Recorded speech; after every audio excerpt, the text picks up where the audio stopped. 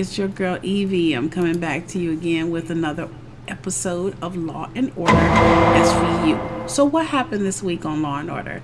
It's called What Can Happen in the Dark, Season 22, Episode 15. We enter this episode with a guy named Charlie, a guy named Andy. Charlie's his son, and Diana's his wife. We see that they're getting ready for work and he has to wait for the nanny to come home. We see him pour alcohol into his cup. So that's how it began. So I'm thinking, oh, this is going to be good and juicy. So anyway, we see that he goes to work. He's working on a construction crew. And I'm thinking because he was drinking, that's the reason why he was dropping all this stuff. And he ended up getting into an altercation with the guy that he worked with. He ended up getting sent home. But when he gets home is when it really gets interesting. So we see Deputy Chief Garland and his wife in the morning trying to get ready for work, and his daughter has a fever, so now he has to work from home. And that's okay, because during the pandemic, we know that having a fever could indicate you have possible symptoms to COVID or anything of that nature. So they're keeping kids home if you have a fever, and that's okay.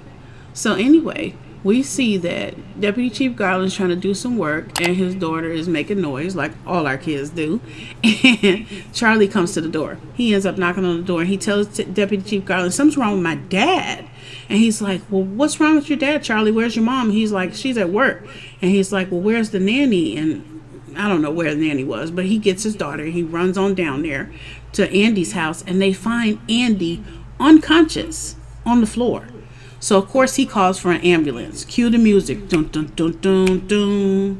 So, what happened?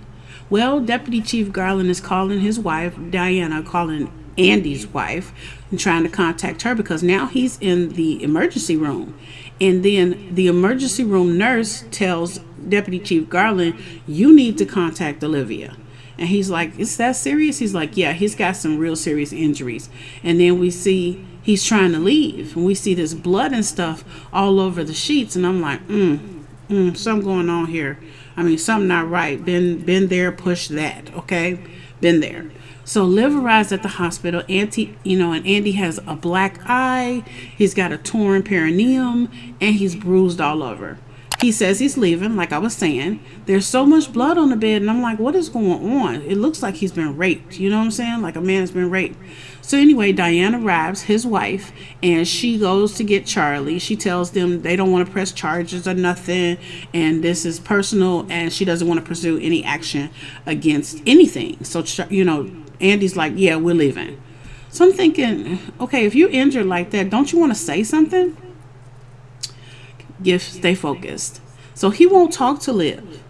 And then so Liv says, you know what, fine, I'll leave. Liv sends Finn and Kat to his job to find out what happened. They run the cameras. They find out that he did have a little altercation with a guy at his job, but that wouldn't be the type of injuries that he has right now. So they ask the wife again, and she won't tell them what happened. Andy says that he's been clumsy at work, and then Liv talks to him some more, inquires, and his wife says, well, you don't need to know, it's a personal matter. And then she says, well, look, Andy, you need to tell me what's going on. We can help. And he says, no one's going to believe me. And she says, well, we believe you. And he says, well, whatever she said. And he says, she won't, or he won't. She won't or he won't in a conversation. So now I'm thinking, well, what happened to him? Well, like I said, he refuses to answer. He tells Liv to go. It's a private matter. They talk outside.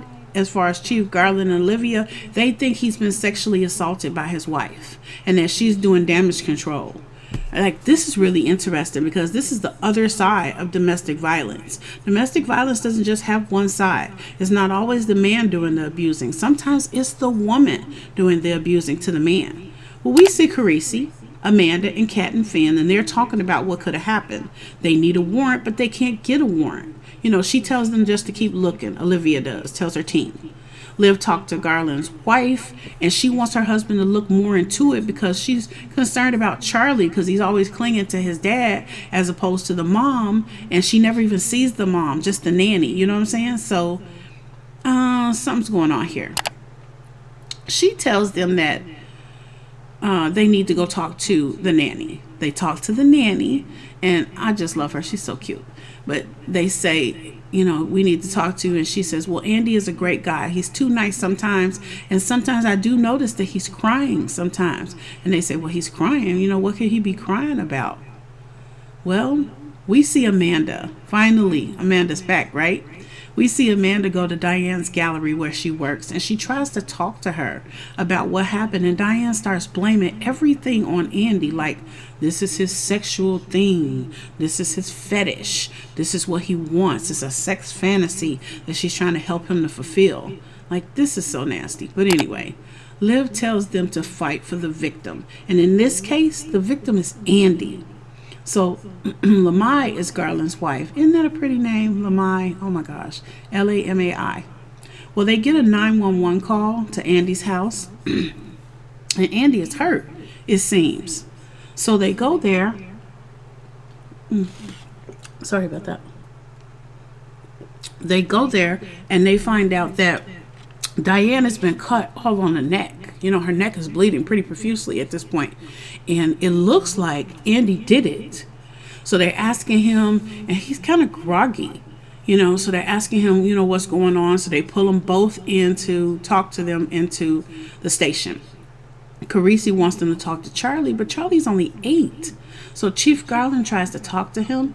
And when he does talk to him, Charlie tells Chief Garland that his dad, Andy, was upstairs when Diane got cut. That he saw his mom get cut because they're trying to cut some brownies at Chief Garland's house. And when he notices the knife, Charlie, he says, well, be careful. My mom got cut this morning.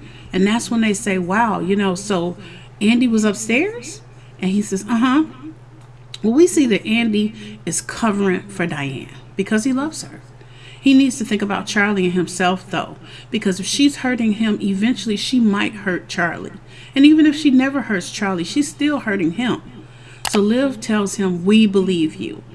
And that even though she thinks the jury won't be on your side, we can have the jury look at you and see you. So we cut to court.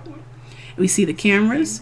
We see that they're blaming Andy and not Diane, the reporters. That's the information they're being fed by Diane's lawyer.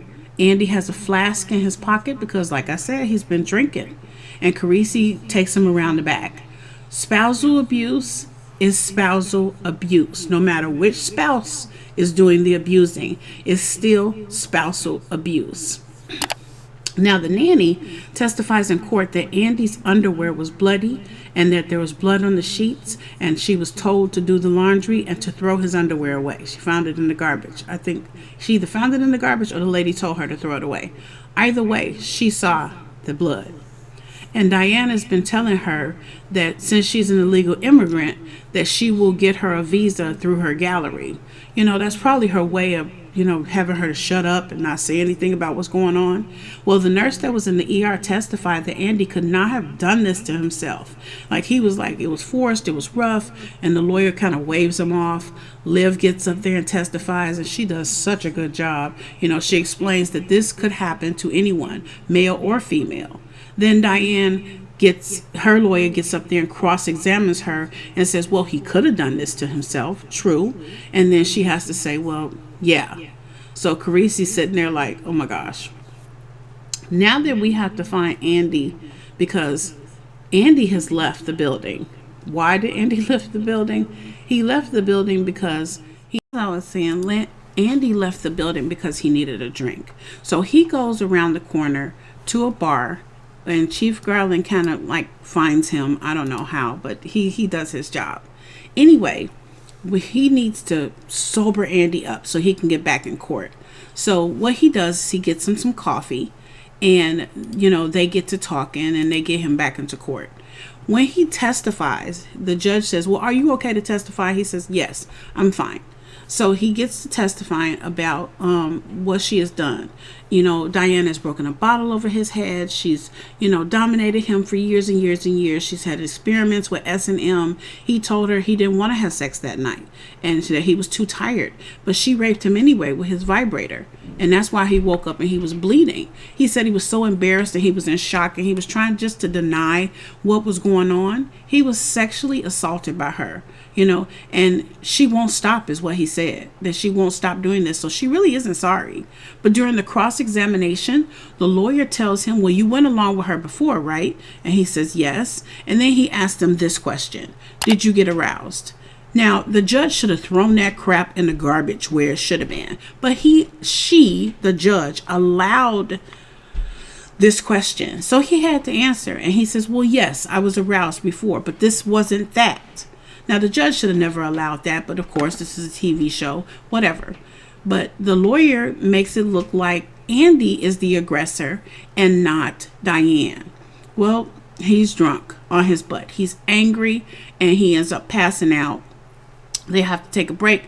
He gets back up there and he testifies. The judge says, are you okay? He says, yes, I'm fine, but I really want to testify. So he does. And Carisi says, okay, we'll get, let's just make him testify right now. Because the other lawyer's like, I don't want him to testify. Let's just go to the next day.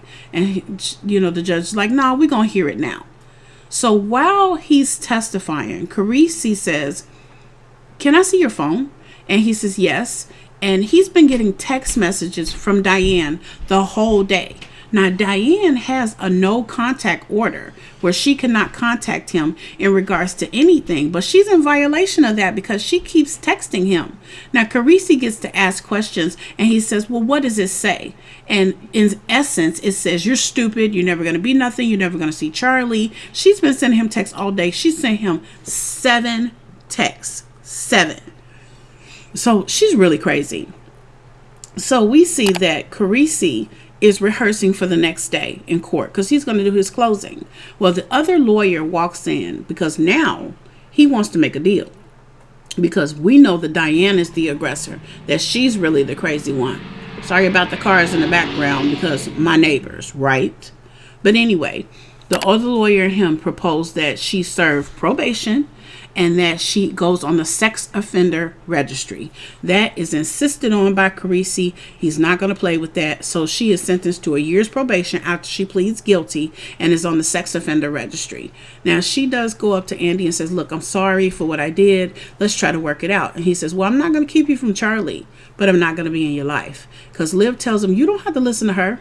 But he just goes on and tells her, look, we're done. And I love the fact that Liv advocates for everyone, whether it's a male or female. She still advocates for everyone. He doesn't want to be in her life because he tried to be in her life and she just did him dirty. But anyway, spousal abuse is spousal abuse. It doesn't matter whether it's the woman being abused or it's the man being abused. Spousal abuse is spousal abuse, you guys. I'm really glad that SVU covered this difficult subject because, like I said, we see it happen to women every day. But we don't even think about the men out there that are getting abused, you guys. This is a serious business. If you are getting abused at home and you want to get out, talk to someone. Talk to someone if you can. It's embarrassing. I understand. But you need to get out. I got out. You need to get out. You can do it. You guys give me some comments below as to how you felt about this episode. I really liked it. I thought it was a good episode. A great job to SVU for bringing up this horrible subject, but a subject that we need to talk about more often. If you guys like the content, I hope you guys go ahead and give me a like. Go ahead and subscribe. Hit that notification bell so you'll know when I'm coming back to you. I'm going to go ahead and cover Law and Order Organized Crime right after this video. So I hope to meet you over there. I love you guys and you have a great day. Bye-bye.